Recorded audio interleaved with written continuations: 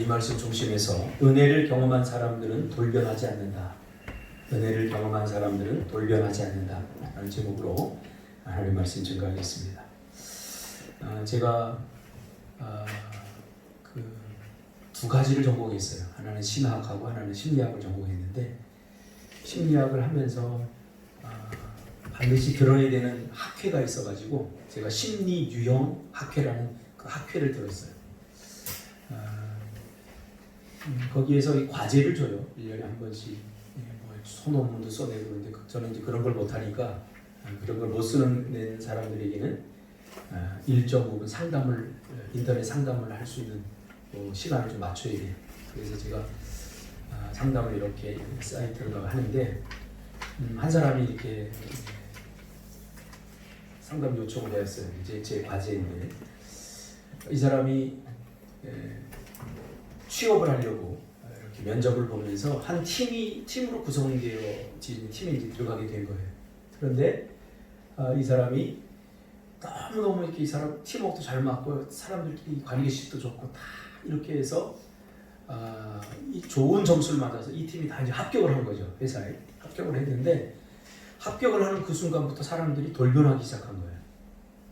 그래서 굉장히 냉랭해지고, 엊그제만 해도 막 우유도 사주고 빵도 사주고 오늘 컨디션 괜찮니? 막 이랬던 사람들. 그래서 이런 사람들과 이제 함께 평생 이 회사 생활하는 것이 너무 기대가 된다 이렇게 생각했던 사람이 갑자기 합격을 다 하고 나자 돌변해 버린 거예요. 그래서 그 상황을 자기가 어떻게 받아들여야 될지 모르겠다는 거예요. 냉랭해지고 싸늘해지고 관심도 없어지고 이런 상태가 되었다는 거죠. 여러분, 이거 어떻게 상담을 해줘야 되죠? 인생이란 다 그런 거야.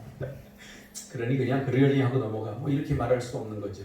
제가 성심성의껏 이렇게 상담을 해주었던 그런 기억이 있습니다. 사람들은 왜 이렇게 돌변할까요? 권력을 잡은 후에, 권력을 잡기 전까지는 그렇게 고분고분하고 친밀함을 표시하던 사람이 권력을 잡고 나면 확 돌변합니다. 그런가 하면 또 우리 남자들도 마찬가지죠. 결혼하기 전에는 여기 손에 물 한 방울 안 묻히게 살게 해줬다고 그러다가 결혼하고 나니까 이제 내 거가 됐다, 이제 안심이 되니까 확 돌변해 버리죠. 우리의 삶의 모든 관계 속에서 이런 일이 비일비재합니다. 사람들은 왜 비포와 애프터가 다를까요? 심리적으로 또한 신앙의 여정 속에서도 돌변하는 것은 바람직한 건강한 마음의 현상이 아닙니다. 심리학에서는 돌변하는 마음을 건강하지 못한 병리적 현상 중에 하나로 보고 있습니다. 사람 안에 숨어 있는 돌변하는 마음에 감추어진 그 심리적 현상을 살펴보면서 우리 자신의 신앙생활을 돌아보는 그런 시간이 되었으면 좋겠습니다. 하나님과 우리 관계 속에서도 우리가 혹시 돌변한 부분은 없는지. 저는 지금까지 살아오면서 돌변하는 사람들의 모습을 적잖이 경험했습니다. 굉장히 당황한 적도 있고요. 오늘 본문은 돌변에 대한 이야기죠. 돌변.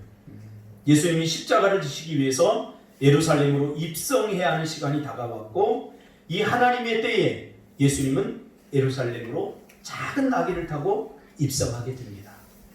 그때 수많은 사람들이 종려나무 가지를 가지고 나와서 호산나 찬송하리도다. 주의 이름으로 오시는 이 곧 이스라엘의 왕이시여 라고 하면서 예수님을 격렬하게 환영하며 맞이하고 있는 것입니다. 그런데 그렇도록 열렬하게 맞이했던 그 사람들이 불과 얼마 지나지 않아 예수님을 십자가에 달려 죽어야 한다고 강렬하게 주장하면서 살인자 바라바를 놓아주고 예수님을 십자가에 죽여버리는 적극적인 살인의 주동자들로 돌변하게 됩니다. 불과 얼마 전까지만 해도 예수님을 그렇게 기대하고 환호했던 이 사람들, 도대체 어떤 심경의 변화가 있었기에 바라바 대신 예수를 죽여버려야 된다고 그렇게 돌변했던 것일까요? 사실 많은 사람들이 예수님을 환영했던 데는 다 이유가 있었습니다. 그리고 예수님에 대한 나름대로의 기대감이 있었습니다. 그렇기 때문에 환호했던 거죠. 예수님이 죽은 자도 살리시고 병자도 고치고 다른 사람이 가지고 있지 않은 범상치 않은 능력을 발휘하는 그 모습을 보면서 예수님에게 기대했던 거죠. 나에게 없는 것, 아무에게도 없던 그것이 예수에게 있었기 때문에 사람들이 기대했던 거죠. 혹시 예수님께서 자신들을 로마의 압제로부터 정치적으로 해방시키고 또 먹고 사는 문제에 지쳐있던 사람들에게 그 삶의 고달픔으로부터 해방시켜 주지 않을까 하는 기대감이 있었던 거죠. 왜요? 예수님은 물고기 2마리와 보리떡 5개로 5,000명이나 먹이는 사건을 많은 사람들이 직접 보았고 또 그 소문이 온 동네에 다 났었거든요. 전 유대 땅. 그렇기 때문에 예수가 만약 왕이 되면 헤롯처럼 우리에게 그 과도한 세금을 물리지 않고 정말 물고기 2마리와 들떡 5개로 5,000명을 먹이는 이 놀라운 이 사람이 왕이 된다면 우리의 먹고 사는 문제가 해결될 뿐만 아니라 또 정치적으로도 우리가 자유함을 얻어서 내가 원하는 대로 마음껏 우리가 살 수 있지 않을까 이런 기대감을 가지고 있었기 때문에 예수님을 환영했던 것입니다. 이런 예수님이 굉장히 매력적이지 않습니까? 여러분은 그러면 예수님에 대해서 어떤 것을 기대하고 있습니까? 예수님에게 무엇을 기대하고 신앙생활을 하십니까? 그런데 예수님이 입성하는 모습부터 이게 좀 실망하게 되는 거죠. 왜? 당시 사람들은 왕으로서 오면은 말을 타고 하얀 말을 타고 아주 이 뒤에 군사들이 따르고 굉장한 그 화려한 모습으로 입성을 하는데 예수님은 그냥 나귀. 요즘 제주도에 다니다 보면 말보다 다리가 짧은 게 있는데 이 나귀예요. 굉장히 초라하죠. 아니 김성훈 집사님 같이 다리가 긴 분이 가면 아마 본인이 스스로 말 타고 가야 될 것 같아요. 그렇게 짧은 초라한 그 말이죠. 그 나귀 그것을 타고 입성하는 모습을 보니까 일단 실망감이 오는 거죠. 거기서부터 이제 계속해서 실망하는 거죠. 사람들에게 잡히고 그리고 잡히는데 무능한 모습으로 잡히고 그리고 변호조차 제대로 못하고 이런 일련의 모든 과정을 지켜보면서 사람들이 점점 이렇게 실망하게 되는 거죠. 예수님에 대해서. 저거 내가 기대했던 바가 아닌데 내가 원했던 건 예수님의 왕의 저런 모습이 아닌데 그런 거죠. 그러면서 갑자기 돌변하면서 죽여버려야 된다고 주장했던 것입니다. 한마디로 말하면 내가 원했던 그가 아니라는 것이죠. 예수는 이러면 안 되는데 적어도 왕은 이러면 안 되는데 내가 원했던 왕의 모습이 드러나지 않자 돌변하게 됩니다. 여기에는 제자들도 한몫했던 겁니다. 그래서 제자들도 배신하고 팔고 도망치고 예수님을 부인해버린 거죠. 여러분 하나님이 일하시는 모습이 여러분의 마음에 듭니까? 어떻습니까? 요즘 하나님이 이 역사를 이끌어 가시고 하나님이 정치자들을 세우시고 또 하나님이 이 세상을 이끌어가는 모습들이 여러분의 마음에 그렇게 싹 드십니까? 여러분들이 원하고 기대하는 대로 하나님이 역사를 이끌어가고 있느냐 그 말이죠. 하나님이 일하시는 방식이 마음에 들지 않는다면 저와 여러분도 어느 날 갑자기 돌변할 수 있다는 사실을 잊어서는 안 됩니다. 그런가 하면 많은 사람들이 돌변하는 가운데도 유독 한결같이 변함없이 주님을 대하는 사람이 성경에는 은밀하게 소개되고 있습니다. 그 사람 바로 마리아입니다. 많은 사람들이 자기들이 기대했던 예수의 그 모습에 부응하지 않자 예수님을 오히려 적대시하고 팔고 버리고 도망치고 모든 사람들이 예수를 거부할 때 여전히 변함없이 예수님이 죽는 그 순간까지 그 죽는 현장까지 따라갔던 가족을 제외한 몇 안 되는 사람 중에 마리아가 있었다는 사실. 이 마리아는 마음에 깊은 상처가 있었던 사람입니다. 그래서 다른 사람들과 제대로 관계도 잘 안 됐던 사람입니다. 그 깊은 상처가 자신의 삶을 엉망으로 만들어 놓아서 정상적인 삶을 살지 못했던 사람입니다. 그래서 홀로 방치되어 고립되어 있었던, 외롭게 살아가던 그런 여인이었습니다. 그런 여인에게 주님은 손을 내미셨고 그와 함께 해주었던 거죠. 그 예수님의 은혜를 그는 절대로 잊을 수 없었던 것입니다. 그래서 옥합을 깨버리죠. 옥합. 누가 할 수 있겠습니까? 정말로 예수님께서 자신에게 베풀어 주신 은혜, 그 은혜를 잊지 않고 있었던 것입니다. 늘 마음에 간직하고 있었던 것입니다. 그렇지 않으면 그 옥합, 그 1년 벌어도 다 벌지 못하는 그 엄청난 돈으로 보인다면 그 옥합을 깰 수 없는 거죠. 그 옥합을 깨버린 겁니다.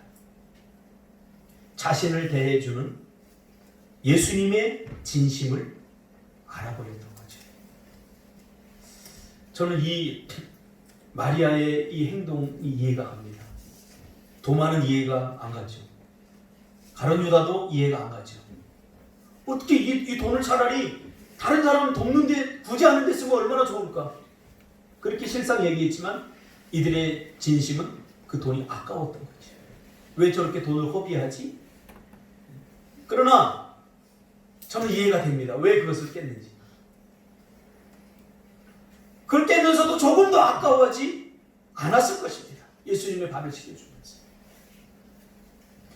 예수님이 자신에게 베풀어 주신 은혜의 크기를 마리아는 온전히 담고 있었던 거죠. 맞습니다. 저는 고등학교 2학년 때 예수님을 인격적으로 만나고 지금까지 한 번도 주의를 어겨본 적이 없습니다. 이것은 어떤 율법적이거나 어떤 행위가 아니라 나에게 베풀어진 하나님의 은혜에 대한 최소한의 내가 해야 할 일이라고 생각했기 때문에 하나님이 나에게 베풀어 주신 그 은혜에 비하면 이것은 너무나 작고 너무나 부족하지만 적어도 난 이 정도는 해야 되지 않느냐. 그래서 주의를 어길 만한 많은 상황들이 있었지만 군대에 가서도 정말 곤란한 상황, 정말 가면 안 되는 상황이 있어요. 그런 상황에서도 매를 맞으면서 저는 비겁한 놈이라는 소리를 들으면서도 제가 교회를 나갔어요. 왜? 그냥 나쁜 놈 소리 듣지 뭐. 대신에 나는 하나님이 나에게 베풀어 주신 그 은혜가 너무 크기 때문에 가지 않을 수 없었어요. 그래서 저는 마리아가 옥합을 깨서 예수님의 발을 씻어준 그 심정이 조금 이해가 가요. 이게 이런 심정이었겠구나. 그래서 마리아는 자신을 진심으로 대해준, 자기의 중심을 다해서 대해준 예수님의 마음을 이미 알아버렸기 때문에 자신도 예수님에 대해서 대충 관계할 수가 없었던 거죠. 그래서 예수님이 십자가에 달려 죽으시는 그 현장까지 울면서 따라갔던 겁니다. 저는 은혜를 경험한 사람과 은혜를 목격한 사람은 다르다고 생각합니다. 여러분은 은혜를 경험한 사람들입니까? 아니면 은혜를 목격한 사람들입니까? 은혜를 간접적으로 경험한 사람과 하나님의 은혜를 직접 경험한 사람은 삶이 다르다고 생각합니다. 은혜를 경험한다는 것은 내가 직접 내 마음과 내 이성과 내 생각과 내 감정, 지식, 그 모든 것을 통해서 다 느꼈다는 거예요. 이게 경험이에요. 그러니까 예수님이 나에게 은혜를 베풀어 주셨다. 이것은 그냥 머릿속에서 논리적으로, 이성적으로 예수님이 십자가에 나를 구원하기 위해서 십자가에서 죽으셨구나 하고 머리로 이해하는 것하고는 달라요. 저는 예수님을 영접할 때 나를 위해서 그분이 십자가에 죽으신 것에 대해서 인격적으로 제가 반응하는 것을 제가 보았어요. 그 사실이 깨달아지면서 눈에서 눈물이 나오고 주체할 수 없이 이 안에서 떨림이 있고, 야, 이거 어떡하지? 그래, 내가 이전처럼 살아서는 안 되겠구나 하는 행위적인 돌이킴, 애씀, 노력들이 내 안에서 불과 같이 일어나는 것을 제가 경험했어요.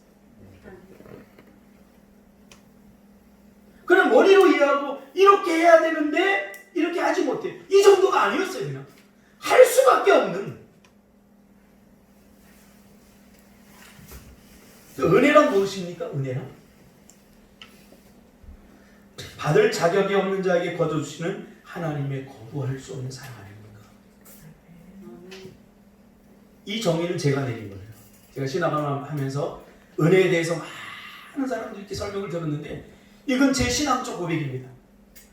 은혜가 뭐냐라고 누군가 나한테 물어본다면 저는 이렇게 정의해요.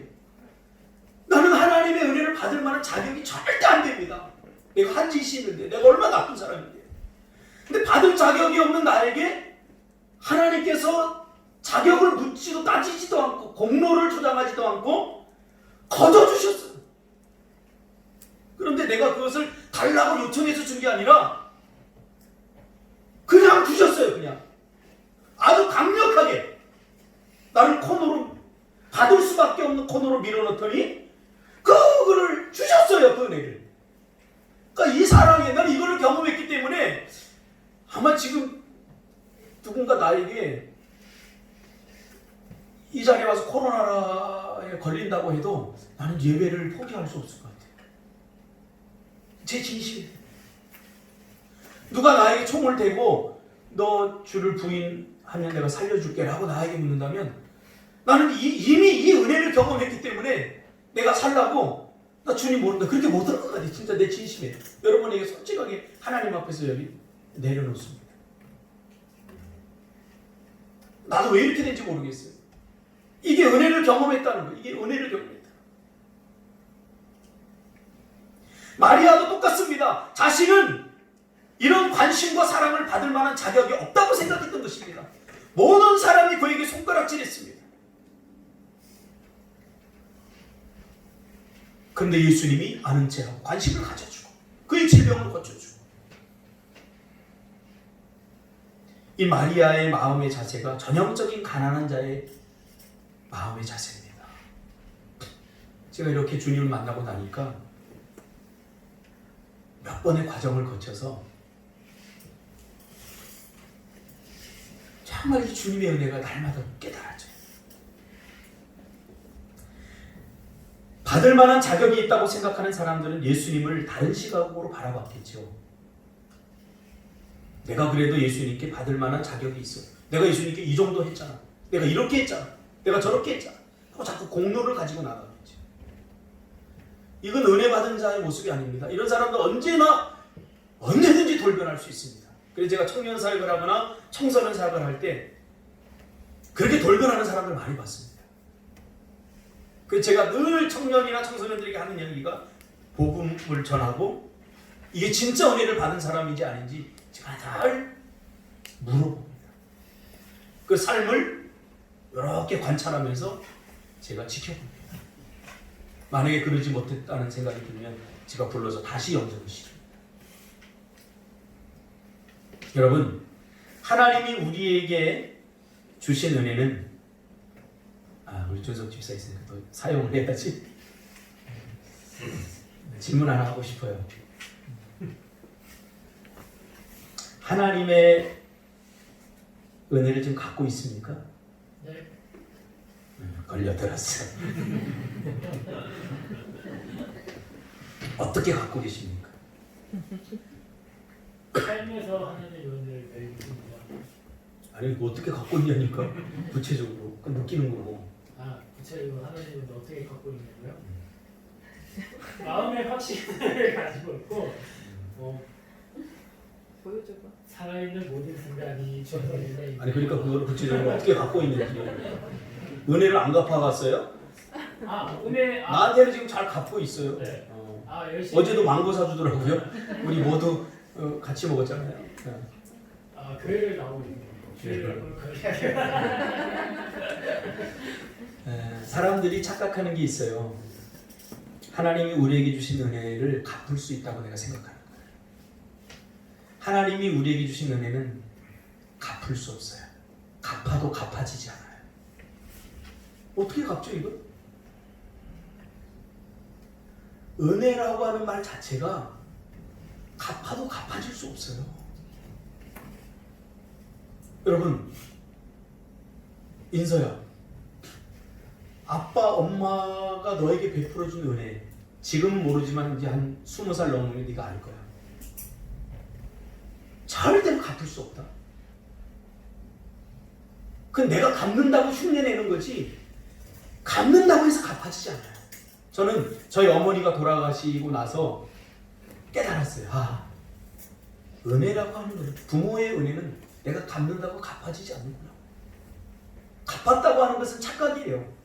내가 그냥 뭐 해외여행 한번 보내주고 맛있는 거 한번 사주고 나 우리 부모님의 은혜를 지금 갚는 중이야 그렇게 생각하는 것은 착각이에요. 어떻게 갚아줘요 그게? 자기 만족이지. 부모님의 은혜는 갚아지. 누군가 나에게 베풀어줬던 그 은혜는 갚는다고 갚아지지 않아요. 하물며 하나님의 은혜도 마찬가지예요.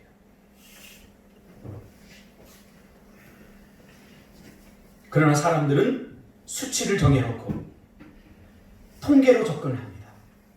갚을 수 있다고 착각하죠. 그래서 효도관광 10번, 요 정도는 내가 할 일을 했다. 그래도 갚는다고 생각했다. 하나님과 우리 사이에도 마찬가지예요.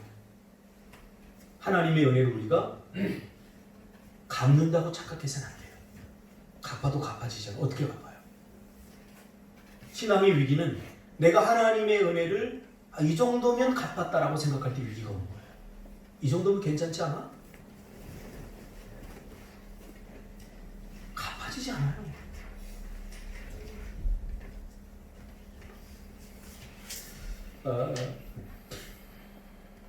몇 년째 제 생일 때마다 상품권을 하나 보내주는 제자가 하나 있어요. 제가 별로 그렇게 사랑을 많이 주지도 못하고 조금 사랑하려다가 이제 관계가 끊어진 제자인데 아마 뭐 저한테 실망했던 것 같아요. 뭔지 모르지만. 그런데 나중에 장가가고 한참 있다가 연락이 오기 시작하면서 다시 연락을 하게 됐는데 생일 때만 되면 1년 동안 연락 한 번 안 하다가 꼭 상품권을 보내요. 그러면서 거기다가 이제 뭘 달아요. 고맙습니다, 목사님. 평생 잊지 않을 겁니다.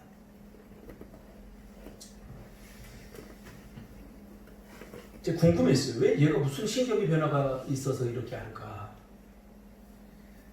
그랬더니 지나고 나니까 목사님이 했던 그 말씀들이 다 이제 기억이 난다고 하면서 나를 정말로 사랑해 줬구나.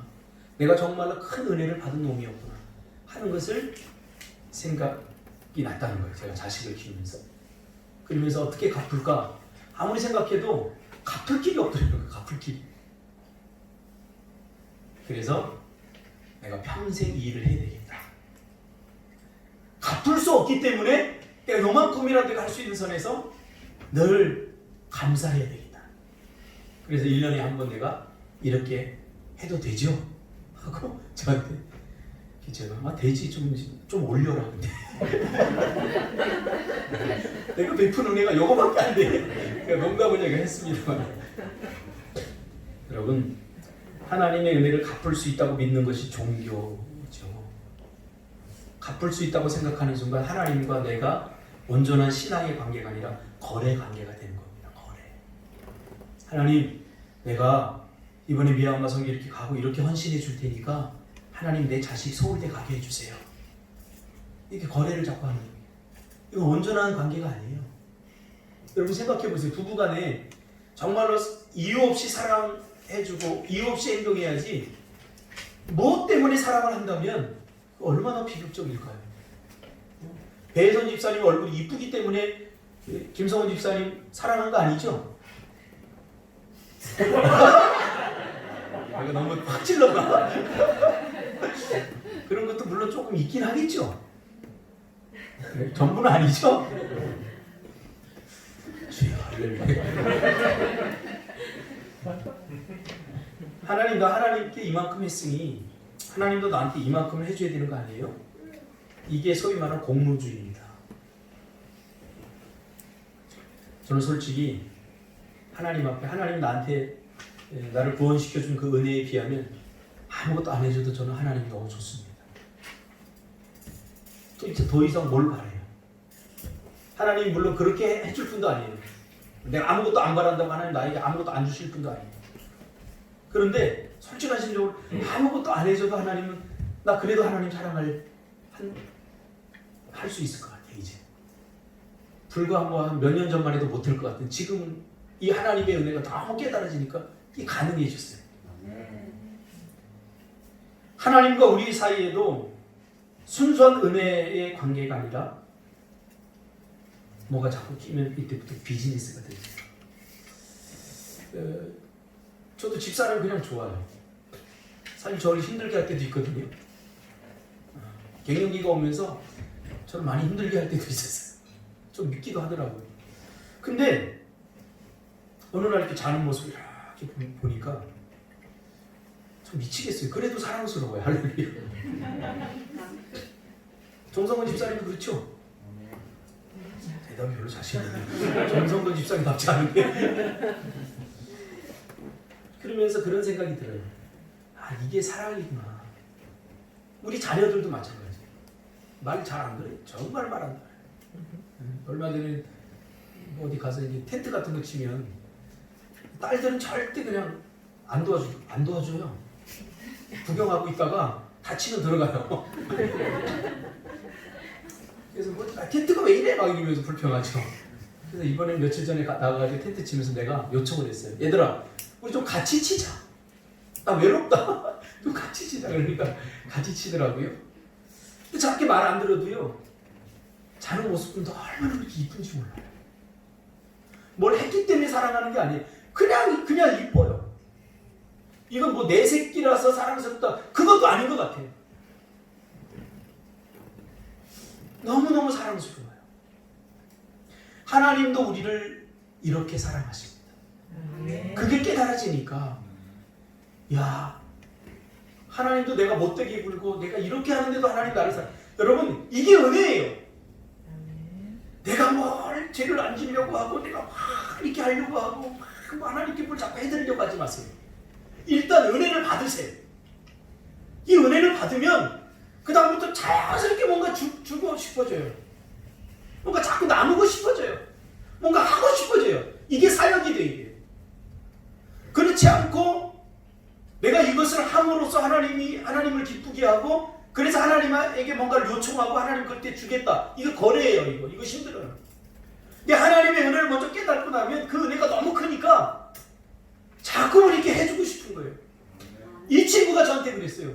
목사님, 지금은 제가 돈을 조금밖에 못 벌지만 제가 앞으로 돈을 더 많이 벌면 내가 더 많이 해주고 싶어요. 목사님 옛날에 하고 싶었던 거 그거 있죠. 뭐 청소년을 위한 사역들 이런 거 내가 더 많이 도와주고 싶어요.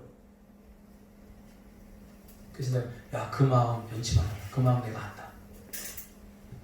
하나님도 똑같을 거예요. 여러분들의 마음 하나님 아셔요. 여러분에게 돈을 주면 그거 어디에 쓸지 하나님 아셔요. 그래서 안 주시는 거예요.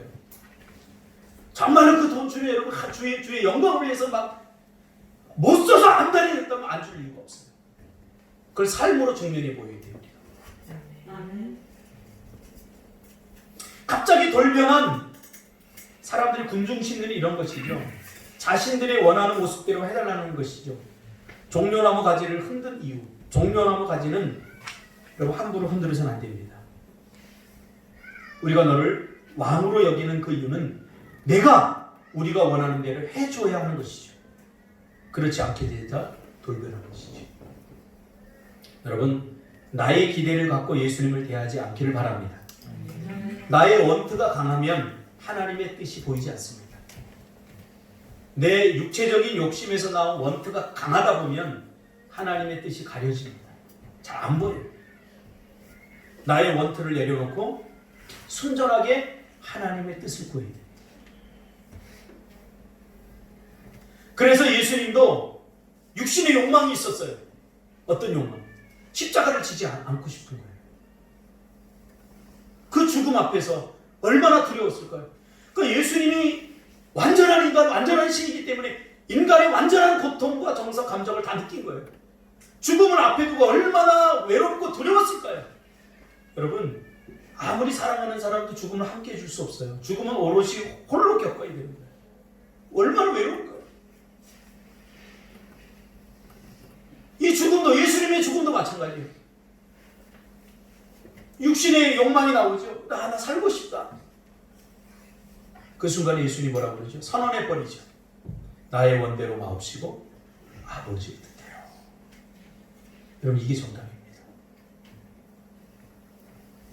자신이 원하는 목적을 이루기 위해서 자신의 진짜 본심을 숨기고 그 목적에 올인할 때 나타나는 현상, 돌변입니다. 내가 원하는 대로, 내가 뜻하는 대로 해주지 않을 때 우리는 돌변하게 돼요. 자기가 원하는 모습대로 하나님을 만들어가는 것이 우상입니다. 하나님을 섬기되 하나님의 있는 모습 그대로를 내가 수용하고 받아들이는 게 아니라 하나님은 이랬으면 좋겠다 하고 자기가 그 하나님을 깎죠, 만들죠, 조각하죠. 그게 우상숭배 아닙니까? 뭐 이렇게 부처처럼 뭐 칼을 쪼아서 만들어 놓고 절해야 그게 우상숭배입니까? 아니, 팀 켈러가 그렇게 얘기하잖아요. 내가 지금 하나님의 모습을 조각하고 있어요. 성경에서 말하는 하나님이 아니라. 그래서 하나님은 적어도 이래야 돼. 하나님은 적어도 내 기대를 이렇게 해줘야 돼. 하나님은 저런 선한 사람에게 복을 줘야 돼.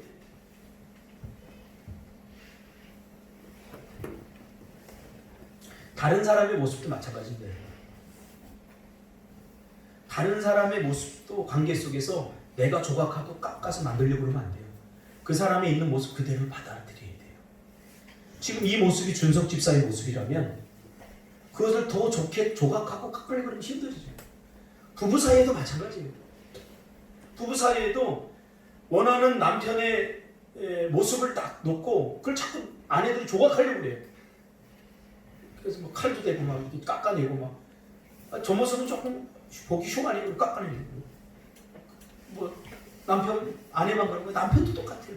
남편도 자기가 원하는 아내상을 그려놓고 자꾸 조각하려고, 깎으려고, 자기가 원하는 그 깎아서 아주 멋져질 수 있다면 누가 당신 같은 사람하고 결혼했겠어요? 더 멋진 조각상하고 결혼했겠지. 그러니까 있는 모습 그대로 인정하고 순수하게 받아들여야 됩니다. 하나님이 우리를 그렇게 받아들였던 거죠. 어떻게요? 우리가 아직 죄인 되었을 때 그리스도께서 우리를 위하여 죽으심으로 우리에게 대한 자기의 사랑을 확증하셨잖아요. 우리가 사랑받을 만해서 우리를 사랑한 거 아니에요. 죄인, 이 말은 뭔지 아세요? 우리와 원수되어 된 그런 말이에요. 원수도 사랑한 거예요.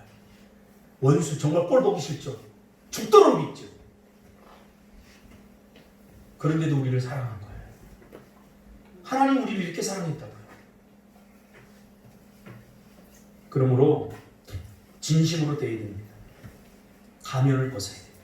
하나님에 대해 진심으로 대하고 이웃들에 대해서도 진심으로 대해야 됩니다.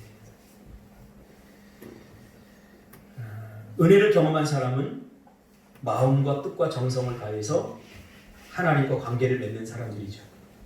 피상적으로 관계를 맺지 않죠. 그러니까 머리로만 맺지 않죠. 그러니까 성경도 읽을 때 머리로만 자꾸 읽으면 말씀을 이렇게 살아야 된다, 이렇게 살지 못해. 자꾸 행위로 가요. 행위로. 행위로 가면 힘들어요. 은혜로 가야 돼요. 사도 바울이 이미 다 경험한 거잖아요. 말씀대로 살려고 발버둥치도 안 되잖아요. 자기의 죄된 모습만 보이잖아요. 그러니까 오호라는 공부한 사람이에요. 율법주의적인 성향이 강했죠. 사도 바울은. 그래서 자꾸 율법적으로 접근하는 거예요. 하나님을 만났으니까 이전의 방식을 버리지 못했으니까 자꾸 뭔가를 함으로써 하나님을 기쁘게 하려고 하다가 도저히 기쁘게 할 수 없다고 선언을 해버리죠. 그리고 나서 하나님이 그래도 나 같은 것 사랑해 줬구나, 여기에 머무르자 자신의 목숨, 자신의 전 인생을 던지지 않을 수 없었던 거죠. 그래서 하나님을 믿는 진심은 순종해야 됩니다. 다른 사람을 대하는데도 순종이 됩니다. 저 사람이 가치가 있기 때문에 대하는 게 아니라 그냥 좋은 거죠. 엊그제도 우리 주영 집사하고 이야기하다가 주영 집사가 그런 질문 비슷하게 나한테 하더라고요. 뭐 목사님은 내가 왜 좋아요? 뭐 이런 비슷한 질문을 좀 했던 것 같아요. 제가 이제 조합해 보니까 질문을 제가 그랬어요. 그냥 이유가 아니고 그냥 좋아. 그냥 편해 너. 교회 불이 켜져 있어요. 내가 집에서 이렇게 보면 불이 켜져 있어요. 그럼 누구를 시킬까지가 생각을 해요. 편한 사람 시켜. 주영아, 교회 불 켜지는데 불 좀 꺼줄래? 귀찮을 수 있어요. 편한 누군가의 편한 사람이 되면 번거롭고 까다로운 일을 많이 해야 돼요. 그러나 은혜는 번거롭고 까다롭게 옵니다. 이거 반드시 기억해야 돼요. 왜? 나하만을 요단강 7번씩 가서 씻으라고 그랬을까요? 들었다. 그럼 오자마자 확 원펀치하면 바로 나갈 수 있습니다. 은혜는 번거롭고 까다롭게 옵니다.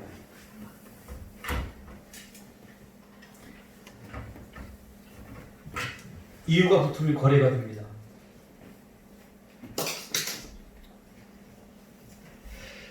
빅터 위고의 소설 레미제라블 주인공 장발장이죠. 굶주림을 이기지 못해서 빵 하나를 훔치게 되죠. 그 대가로 10년 옥살이라고 생각해 보세요. 누군가는 금덩어리 100개를 훔쳐도 감옥에 안 가는데 굶주리다 못해 너무 배고파서 빵 하나를 훔쳤는데 10년형을 떼버립니다. 그러니 이 불공평한 세상에 증오심이 없겠어요? 그 분노 가득해서 빵 하나 훔친 그 죄로 10년 동안 감옥에서 살면서 무슨 일을 했겠어요? 나가봐라. 이래를 다 죽인 거야. 분노와 증오심으로 달구어진 채 나오게 되죠. 나왔는데 아무도 환영해주지 않아요. 그런데 그 냉정한 현실 속에서 한 신부가 따뜻하게 장발장을 맞아줍니다. 그리고 잠자리까지 제공해줍니다. 그러나 장발장은 배은망덕하게 값비싼 은 접시를 훔쳐서 도망갑니다. 너무 남루한 모습인데 은 접시 번쩍번쩍만 들고 다니는 경찰이 딱 보고 이거 이상하다. 신문을 합니다. 근데 선물 받았다고 이제 우기죠. 그러니까 아무래도 안 되겠다 해서 신부의 집에 다시 데리고 가죠. 근데 신부가 뭐라고 그래요? 촛대 하나를 들고 나오면서 야 이것도 줬는데 왜 이거 안 가져가? 내가 이것도 선물로 줬잖아. 이 사람이 그 신부한테 갈 때 얼마나 부끄러웠을까요? 야 이거 어떡하지? 나한테 이렇게 잘해준 사람에게 내가 보답을 못한 망정 내가 이거 훔쳐왔으니 보고 싶었겠어요? 얼마나 부끄럽고 수치스러웠을까요? 그 수치스러워. 그런데 야, 이 촛대를 내주면서 자기의 수치를 가려줘요. 자기의 부끄러운 마음을 가려줘요. 이때 장발장은 결심하죠. 나도 누군가에게 이런 사랑을 베풀어야 되겠다. 그리고는 자수성가에서 어느 창녀의 죽어가면서 벌어진 그 딸을 입양하게 되죠. 제코트라고 하는 딸. 근데 제코트가 이제 커가지고 남자친구가 생겼어요. 이 장발장은 알면서도 죽습니다. 그 남자친구에게 자신의 목숨을 내어주면서 그 제코트의 사랑을 위해서 내어주는 거죠. 이게 구원받은 사람의 모습 아닐까요? 주님이 우리를 위해서 목숨을 내어줬대. 우리는 주님에서 무엇을 내어줄 것인가? 이 신부가 그 촛대를 주면서 이런 이야기를 합니다. 당신은 지금 이 순간을 평생 가슴에 간직하고 절대 잊어버려서는 안 됩니다. 간직했던 거죠. 그 순간. 당신의 영혼과 생명은 누군가에 의해 구원받은 것입니다. 당신의 삶이 이제 당신 것이 아닙니다. 당신이 이제 하나님 것입니다. 이렇게 이야기를 하죠. 도저히 감당할 수 없는 사랑을 받은 한 사람이 평생 그 사랑을 다른 사람에게 베풀어 준 거죠. 이것이 은혜 받은 자의 모습 아닙니까? 힘들다고 돌변하고 그 은혜 받은 자의 모습 아닙니다. 이것이 바로 신앙의 내면 과제예요. 그러니까 말씀대로 살아가는 것이 힘든 이유가 뭐냐면 신앙이 내면화가 되지 않았기 때문에. 내면화가 돼야 돼요. 이것은 어떤 의지의 문제, 말씀대로 사는 것은 절대 의지의 문제가 아닙니다. 행위의 문제가 절대 아니라요. 은혜의 문제고 그건 내면화가 되어야 됩니다. 여러분 숨 쉬는 게 힘드나요? 의식하고 쉬나요? 안 쉬죠. 그냥 쉬어지죠. 내면화가 되었기 때문에. 말씀도 마찬가지예요. 말씀도. 이거를 자꾸 행위와 의지의 문제로 접근하니까 말씀대로 사는 것이 힘든 거예요. 말씀대로 사는 것이 힘든 사람은 하나님의 은혜 속으로 다시 들어가야 돼요. 은혜 속으로 다시 그 기억 속으로 들어가야 돼요. 그러면 힘든 것도 힘든지 모르고 하는 거예요. 자식 키우는 부모들이 사실 힘들어요. 남의 자식 키운다고 생각하면 단 하루도 못 키웁니다. 현선 집사님. 보람이가 이제 애 낳을 텐데 애 낳아서 한 10년만 키워봐. 키울 거야? 10억 줄게.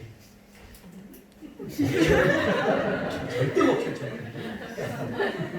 그런데 보면 지금 하준이가 커가지고 이제 집에 안 있어요. 매일 나도 끼우덩거리고 돌아다니고 뒤에서 쫓아다니고 하준아 얼마나 힘든 줄 모를걸요. 그게 사랑이고 은혜예요. 그렇게 신앙생활을 해야 돼요. 자꾸 행위로 가면 안 돼요. 말씀도 보세요. 내가 이 지켜야 되지? 공로로 나가면 그 지키면 어떻게 할 거예요? 하나님 뭔가 또 우리가 요구하게 돼 있어요. 거래하려면. 아니에요. 그냥 감사한 거 요만큼이라도 할 수 있다는 게.